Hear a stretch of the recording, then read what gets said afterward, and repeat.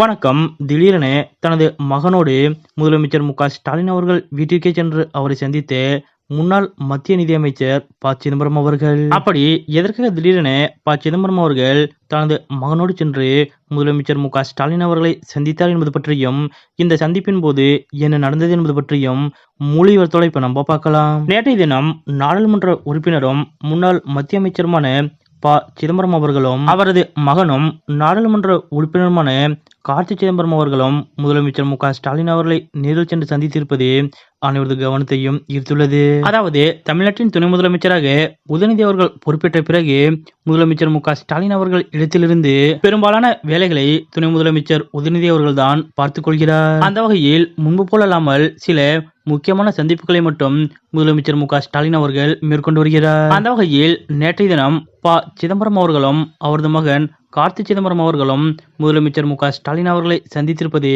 அரசியல் ரீதியாக அனைவரது கவனத்தையும் ஈர்த்துள்ளது. அதாவது முன்னாள் மத்திய அமைச்சரும் காங்கிரஸ் கட்சியின் மூத்த தலைவரும் தற்போதைய நாடாளுமன்ற உறுப்பினருமான சிதம்பரம் அவர்கள் முதலமைச்சர் மு.க.ஸ்டாலின் அவர்கள் மீது மிகுந்த மதிப்பும் மரியாதையும் கொண்டிருப்பவர். அதேபோல் சிதம்பரம் அவர்கள் மீது முதலமைச்சர் மு.க.ஸ்டாலின் அவர்களும் நல்ல மரியாதை கொண்டிருக்கிறார். அதன்படிதான் தற்போது சிதம்பரம் அவர்கள் நாடாளுமன்ற மாநிலங்களவை உறுப்பினராவதற்கு முதலமைச்சர் மு.க.ஸ்டாலின் அவர்கள் பெரிய அளவில் உதவி செய்தார். ஆனால் சிதம்பரம் அவர்களது மகனும் சிவகங்கை தொகுதியின் நாடாளுமன்ற உறுப்பினருமான கார்த்தி சிதம்பரம் அவர்கள் காங்கிரஸ் கட்சியில் இருந்தாலும் அவ்வப்போது திமுக குறித்து சில விமர்சனங்களை முன்வைத்து வருகிறார். அதன்படி அவரது விமர்சனங்கள் அவ்வப்போது திமுக கூட்டணியில் சலசலப்பையும் ஏற்படுத்தும். இப்படிப்பட்ட நிலையில்தான் நேற்றைய தினம் முதலமைச்சர் மு.க.ஸ்டாலின் அவர்களை கார்த்தி சிதம்பரம் அவர்களும் நேரில் சந்தித்திருப்பது அனைவரது கவனத்தையும் ஈர்த்துள்ளது. அதாவது நாடாளுமன்ற உறுப்பினர் சிதம்பரம் அவர்களது ஏற்பாட்டில் அழகப்பா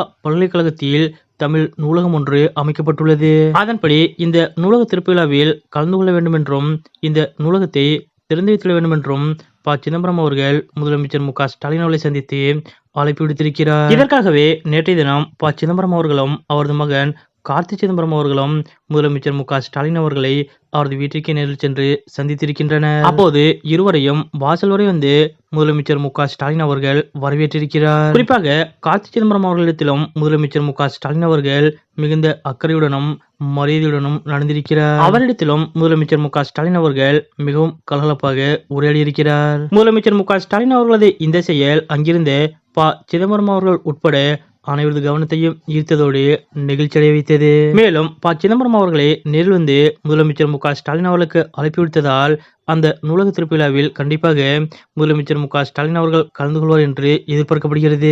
தன்னை யார் எப்படி விமர்சித்தாலும் தனிப்பட்ட முறையில் அவர்களை சந்திக்கும் போது அவர்களை உதாசீனப்படுத்தாமல் அவர்களுக்கும் மிகுந்த முக்கியத்துவம் கொடுத்து அவர்களுக்குரிய மரியாதை கொடுத்து செயல்பட்டு வரும் முதலமைச்சர் மு.க.ஸ்டாலின் அவர்களது இது போன்ற செயல் பற்றிய உங்களுடைய கருத்துக்கள் என்ன அப்படிங்கிறத மறக்காம கமெண்ட்ல குறிப்பிடுங்க.